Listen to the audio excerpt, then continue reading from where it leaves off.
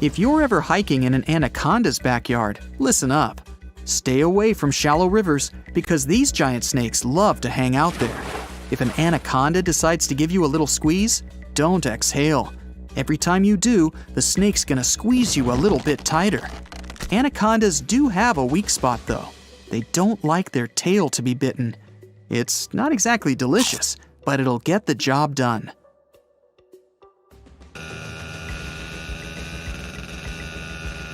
Avalanches are pretty powerful, so remember these tips next time you're out on the slopes if things get a bit hairy. First off, cover your mouth. Use a scarf or some other piece of cloth, and don't let the snow in. Keep one arm straight above your head, and don't forget to dig out a little pocket in front of your face. That'll let you breathe for about a half hour. Get rid of anything heavy you're carrying, even if it's expensive. But make sure you hold onto your backpack. It's an extra layer of protection.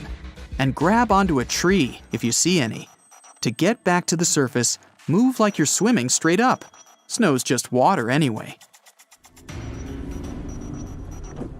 If you ever somehow get trapped in a sinking car, don't panic and don't try to open the door. The water pressure from the outside will be too strong. You'll just waste valuable energy, and that door just won't open. The best way to escape is through the windows. Roll them down and swim away. If you're not a great swimmer, you can try to create your own makeshift flotation device, like a plastic bag with air trapped inside. Tie a knot in it and make sure it's tight. A plastic bottle would work great, but one probably won't be enough. You can also use a raincoat or a pair of those waterproof pants. You can even use an upside-down trash can. If you have some car trouble at night, out in the woods for example, you need light to see what you're doing. All you need is a bottle of water or a jug, or even a pickle jar filled with water. Just strap it on a headlight and voila! The water will spread the light so you can see better. Perfect for setting up an emergency tent or finding wood for a fire. Mason jars, those pickle ones, are really handy when it comes to storing matches.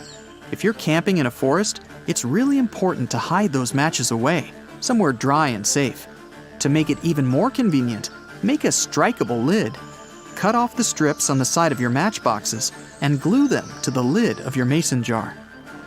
Before your next big outdoor adventure, make sure you're all stocked up on dark chocolate. Chocolate is probably the most delicious survival food, but it's also one of the best. It's loaded with calories and helps keep your mood up.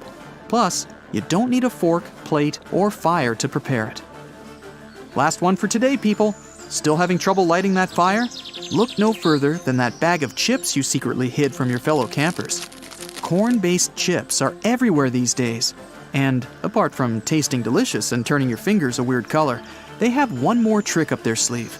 You can use them to start a fire. These kind of chips are flammable, so make a little mound of chips and keep that dry wood handy.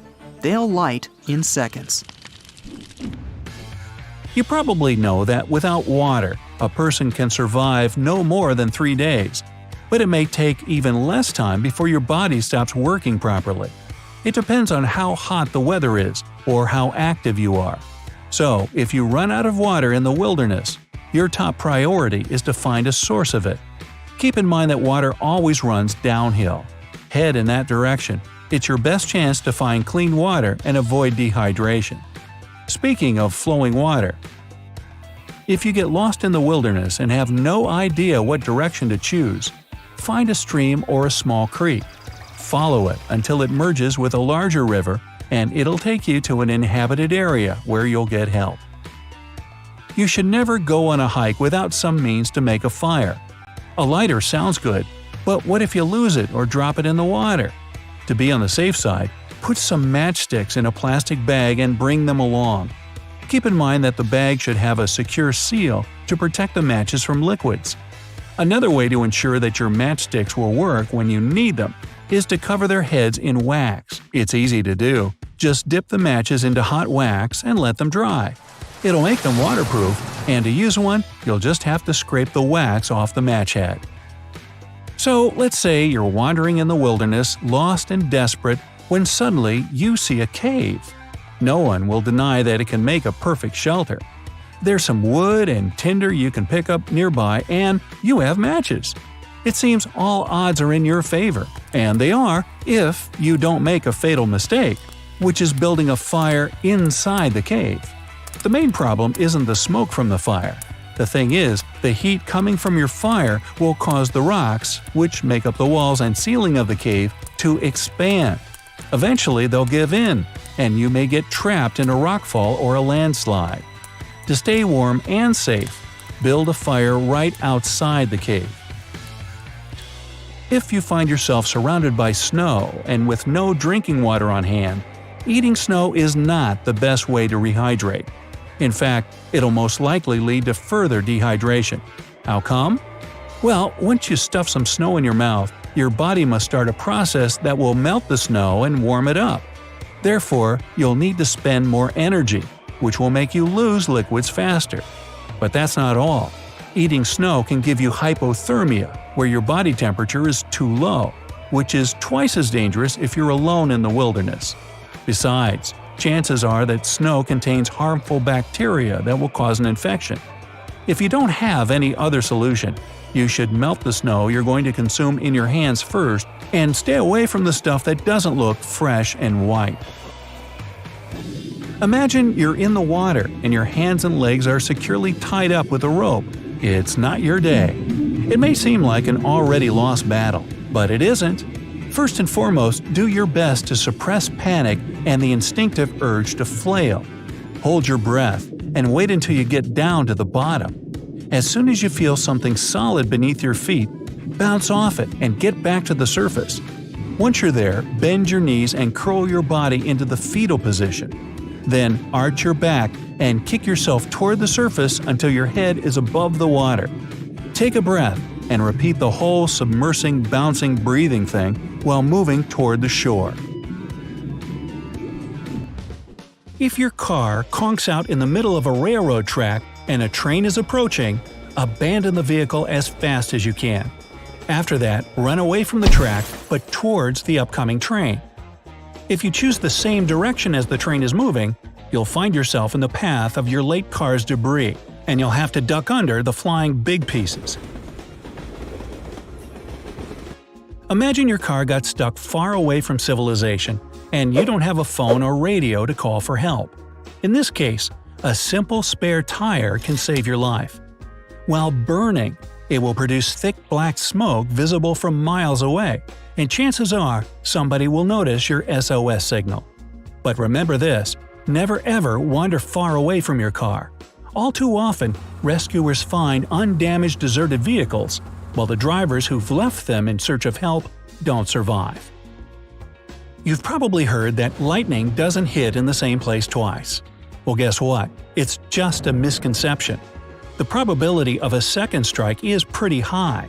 That's why you should stay away from a spot hit by lightning. The safest option is to lie down in some hollow in the ground, since lightning tends to hit higher grounds. Get rid of all metal objects and your mobile phone.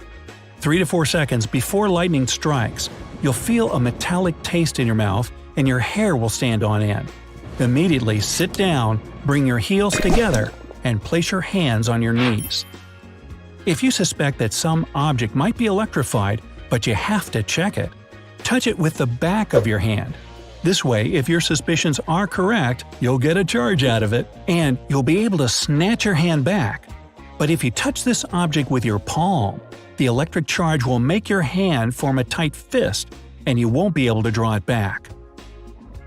If you're calling an emergency service, first of all, give them your address. Only after that should you explain the reason for your call. In this case, even if something or somebody forces you to end the conversation, the operator will already know where to send help. In a wildfire, choose where to run depending on the wind direction. If it's blowing toward the fire, then you should run into the wind. But if the wind's blowing towards you behind the fire, better skedaddle perpendicular to it. This will help you to avoid both the flames and the sparks carried by the wind. When you've fallen in cold water and can't swim to the shore, hug your knees close to your chest. If there are other people with you, huddle together to keep warm. Do that until help arrives. Don't use water to extinguish a grease fire. Water and oil don't mix, so it'll only make things worse. You need to smother the fire by cutting off the oxygen. Put a metal lid over it or a damp rag. To escape from a car trunk, boy, what a day! Find the trunk release inside. It looks like a glow-in-the-dark handle. All American-made vehicles built after 2002 are required to have it. But if the car is older, rip the wires out of the brake lights and kick them out. Then you'll be able to slip your hand through the hole and let people know you need help. If you happen to have an analog watch, you can use it as a compass. Place it flat on your palm. In the northern hemisphere, align the hour hand with the sun. South will be halfway between the hour hand and the 12. If you're in the southern hemisphere, point the 12 directly at the sun instead. A bee constantly bumping into you is a sign of a swarm planning to sting, so find shelter ASAP. And don't wear dark clothes in places with bees. They find it threatening, so they're likely to become defensive. If your car broke down in a remote area without a phone signal, burn one of your tires. Thick black smoke will attract attention for sure. Always put your electric car key fob on your bedside table before going to sleep. If a burglar tries to break in at night, press the panic button. The sound of the car alarm will probably scare them away. Now imagine someone is about to tie your hands with a metal cable. Keep your elbows close to your ribs. This way, there will be some extra space between your wrists when you straighten out your arms. Carefully twist your wrist to free one hand through that space. Say you've run out of food out in the wilderness. Oh boy. You can actually eat the bark of some trees, mostly birch or pines. Cut off the rough, darker outer bark to get to the soft, light inner part. You can eat it raw, but frying and boiling it will make it easier to chew. Don't walk up or down the stairs with your hands in your pockets. If you slip or trip, you need to be able to quickly catch the handrail or protect your head.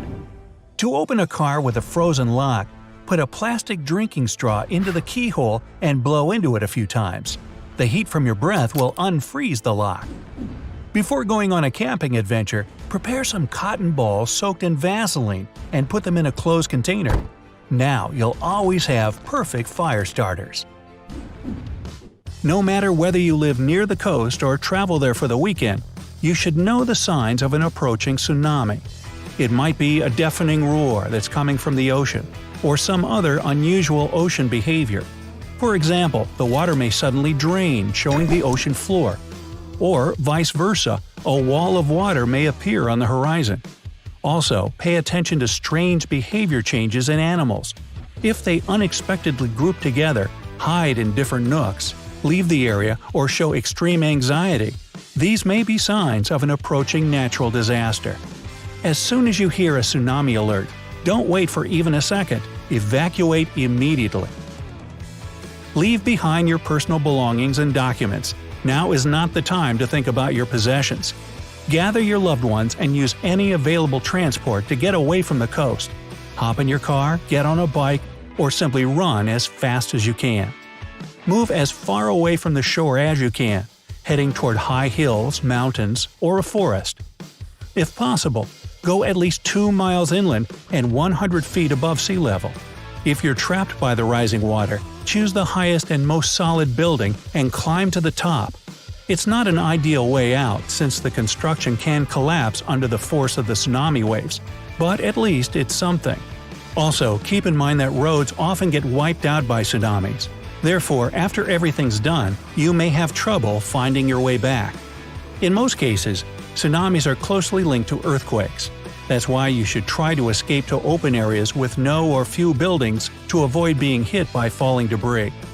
On top of that, stay away from power lines, walls, bridges, and whatnot. Even if these constructions look sturdy enough, they can collapse during the aftershock.